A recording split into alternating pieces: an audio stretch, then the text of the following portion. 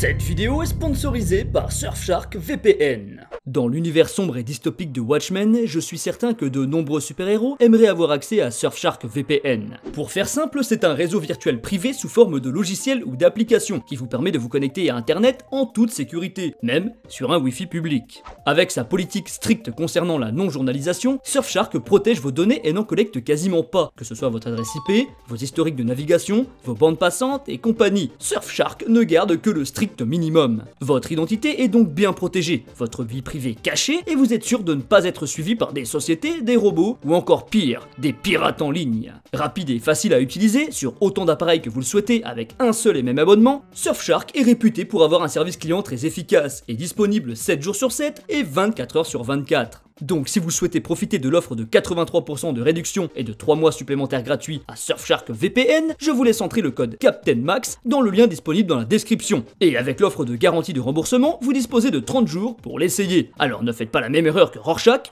et ne vous laissez pas manipuler et démasquer. Hey, salut terriens, c'est Captain Max. Lorsque je vous ai présenté le Dr Manhattan de Watchmen, je vous avais aussi proposé d'en faire autant sur l'un de ses collègues, et vous avez été très nombreux à avoir été intéressés par ce sujet. Du coup, aujourd'hui, il est grand temps de s'attaquer à l'un des personnages au charisme indéniable et à la violence autant physique que morale. C'est parti pour Rorschach. Enfin, je sais pas comment vous le prononcez, n'hésitez pas à me le dire dans les commentaires, mais pour ma part, c'est Rorschach. Sur ce, c'est parti. Bang.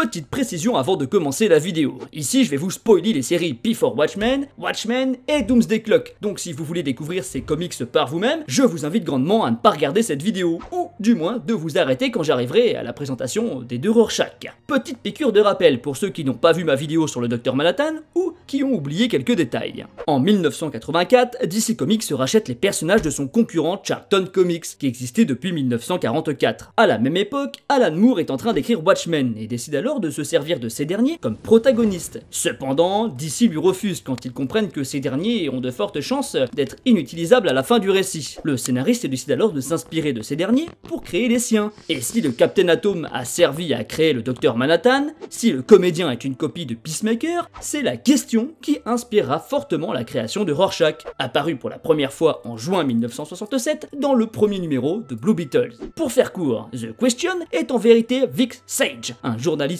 d'investigation TV qui n'hésite pas à passer à l'action. C'est grâce au scientifique Aristotle Roder qu'il peut enfin devenir le justicier mystérieux qu'il souhaite, puisque ce dernier lui a offert un masque sans visage, ainsi qu'un gaz spécialement conçu pour lui, afin de changer sa couleur de vêtements et des cheveux, afin d'être totalement incognito. D'ailleurs, dans The Question numéro 17, Vic lit le comics Watchmen, et décide à un moment d'agir comme s'il était le personnage de BD Rorschach. Ainsi, la boucle est bouclée.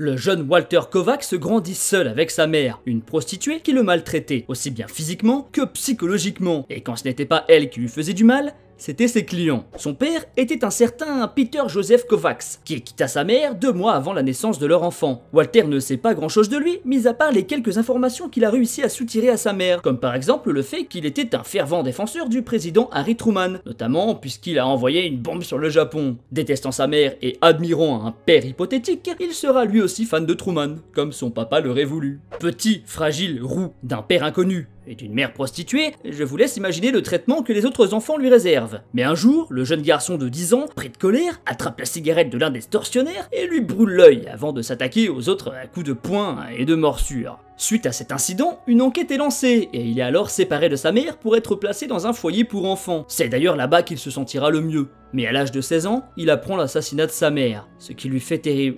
Bah non en fait. Non, ça lui fait ni chaud ni froid. Il décide alors de quitter le foyer pour travailler dans une usine de vêtements pour femmes. C'est après 6 années d'expérience au sein de cette entreprise qu'il reçoit une commande un peu spéciale. Une robe faite d'un tissu inventé par le Dr Manhattan. De couleur noire et blanche, elle est capable de changer de forme en réagissant en fonction de la chaleur et de la pression. Mais la cliente ne vire jamais chercher sa robe, et aucune autre ne souhaitait l'acheter. Tout le monde la trouvait trop laide, sauf Walter, qui lui la trouvait très jolie. Il décide alors de récupérer le tissu et de la garder au chaud. dans un coffre. Mais 2 ans plus tard, il reconnaît le nom de la cliente dans un journal. Elle s'était fait violer, torturer et tuer devant son propre immeuble, face à des témoins qui n'ont pas levé un petit doigt, voire pire, certains restèrent même regarder la scène d'horreur. Kovacs décide alors que c'en est trop, que l'espèce humaine est pourrie et qu'il ne veut plus en faire partie. C'est pour cela qu'il ressort le tissu changeant du coffre pour s'en faire un masque, afin de pouvoir se voir dans le miroir et de ne plus apercevoir celui d'un homme. Il ajoute à ce masque un trench coat et un couvre-chef pour devenir un héros nocturne du nom de Rorschach, faisant directement référence au test psychologique portant le même nom. Au début de sa carrière, il se décrit comme quelqu'un de modéré, frappant les criminels violemment, certes, mais les laissant toujours en vie et aux mains des policiers. Il fera aussi occasionnellement équipe avec le hibou pour lutter contre les gangs, mais le seul vigilante qu'il admire, c'est le comédien. Il est puissant, violent et se fout totalement de ce que pensent les gens.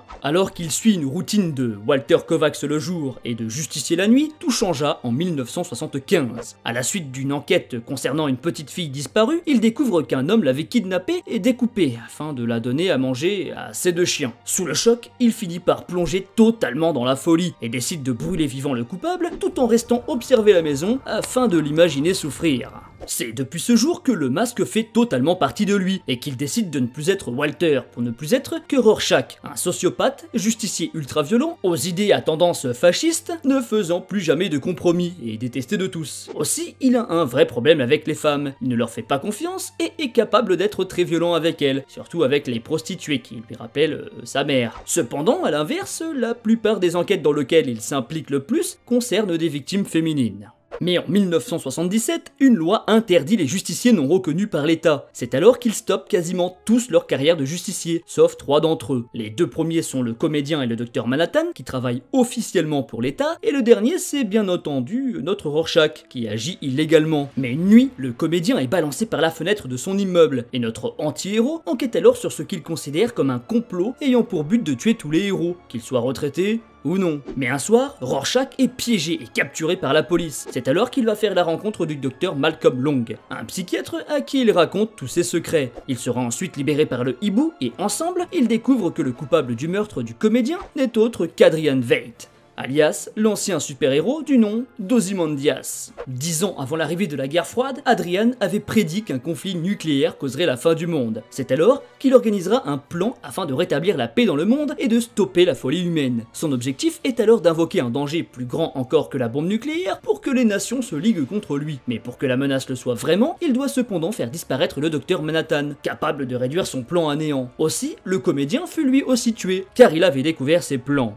Mais alors qu'il est trop tard et que le monstre est envoyé sur Terre, le hibou, Laurie et le docteur Manhattan s'accordent pour ne pas révéler que le monstre avait été envoyé par Ozymandias, afin que tout cela ne serve pas à rien. Mais Rorschach, lui, décide une nouvelle fois de ne pas faire de compromis et de révéler l'identité du coupable, refusant l'existence d'une utopie basée sur le mensonge. C'est alors que le bleu divin le réduit en poussière. Mais ne vous inquiétez pas, il y a un second Rorschach, et on va en parler tout de suite.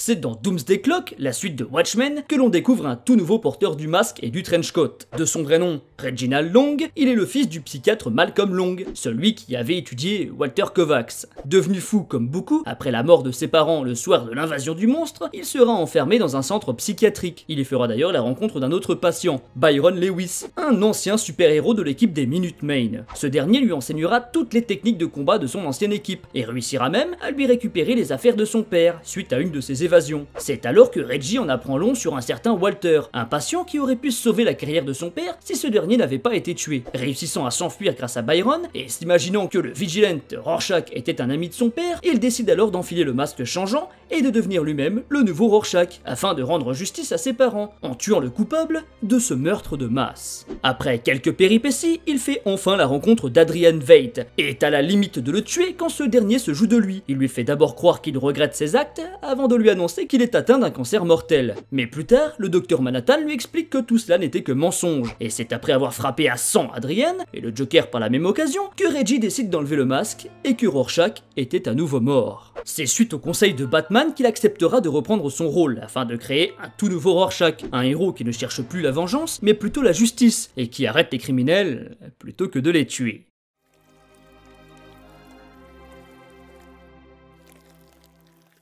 Vous l'aurez sûrement compris, mais Rorschach n'a pas de super pouvoir, comme la plupart des personnages de Watchmen. Cependant, il a l'agilité d'un gymnaste et maîtrise la boxe et le combat de rue. En plus de sa tenue, il dispose d'un grappin à la Batman, et tout comme ce dernier, il est très intelligent, malgré son trouble mental, ce qui fait de lui un brillant détective. Si vous voulez en savoir un peu plus sur ce dernier et suivre ses aventures, je ne peux que vous conseiller encore une fois de lire les comics disponibles en français chez Urban Comics, même si je vous ai un petit peu spoilé là. Vous le retrouverez évidemment dans Watchmen, mais aussi dans le premier tome de l'intégrale Before Watchmen, ainsi que dans Doomsday Clock, pour découvrir le second Rorschach. Si vous n'aimez pas lire, pas d'inquiétude, il a un rôle majeur bien entendu dans le film Le Watchmen Les Gardiens, adaptant le comics de légende, mais aussi dans la série Watchmen de 2019, pour retrouver un groupe portant des masques à son effigie. Côté jeux vidéo, vous pouvez aussi l'incarner dans le jeu Watchmen The Hand is Night, un beat'em up aux côtés du hibou, dont je vous ferai peut-être une vidéo un jour, même si je vois bien que mes chroniques sur le jeu vidéo ne vous intéressent pas trop. Eh bien voilà, j'espère que cette vidéo sur le fameux Rorschach vous aura plu. Si c'est le cas, vous savez comment me le faire savoir. Sur ce, je vous dis merci encore et à très bientôt, terriens.